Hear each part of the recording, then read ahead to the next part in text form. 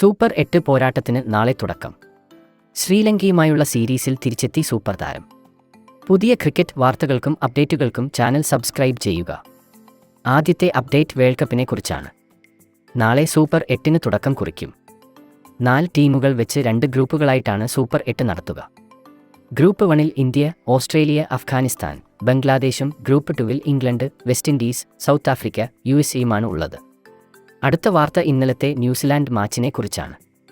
4 over പൂർത്തിയാക്കി 4 മെയ്ഡനും 3 വിക്കറ്റും നേടിയ ഫെർഗുസൺ ചരിത്രം സൃഷ്ടിച്ചു. T20 വേൾഡ് കപ്പ് ചരിത്രത്തിൽ ആദ്യമായിട്ടാണ് ഇത്തരം ഒരു നേട്ടം ഒരാൾ നേടുന്നത്. അടുത്ത വാർത്ത ഇന്ത്യൻ കോച്ചിനെ കുറിച്ചാണ്. ഹെഡ് കോച്ച് സ്ഥാനത്തിന് വേണ്ടിയുള്ള ഇൻ്റർവ്യൂവിൻ്റെ 1-ാം റൗണ്ട് ഗൗതം ഗംഭീർ ഇന്ന് പങ്കെടുത്തിട്ടുണ്ടായിരുന്നു. അടുത്ത റൗണ്ട് വരും ദിവസങ്ങളിലായിരിക്കും നടക്കുക. ഒരുപക്ഷെ 2 ദിവസത്തിനുള്ളിൽ ഹെഡ് കോച്ച് ആയിട്ടുള്ള പ്രഖ്യാപനം നടക്കുന്നതാണ്. വന്ന വാർത്തകൾ പ്രകാരം BCCI ഫീൽഡിംഗ് കോച്ച് സ്ഥാനത്തേക്ക് ജോൺ ഡി റോഡ്സിനെയും പരിഗണിക്കുന്നുണ്ട്.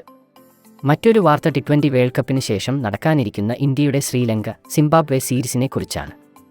ശ്രീലങ്കയായിട്ടുള്ള സീരീസിൽ ശ്രേയസ് അയ്യർ ODI ടീമിലേക്ക് തിരിച്ചു വരുന്നതാണ്. അതോടൊപ്പം സിംബാബ്വെയായി നടക്കാനിരിക്കുന്ന T20 സീരീസിൽ അഭിഷേക് ശർമ്മ, റിയാൻ പരാഗ്, ഹർഷിത് റാണ തുടങ്ങി IPL-ൽ മികച്ച പ്രകടനം കാഴ്ചവെച്ച കുറച്ചധികം താരങ്ങൾക്ക് അവസരം ലഭിക്കുന്നതാണ്.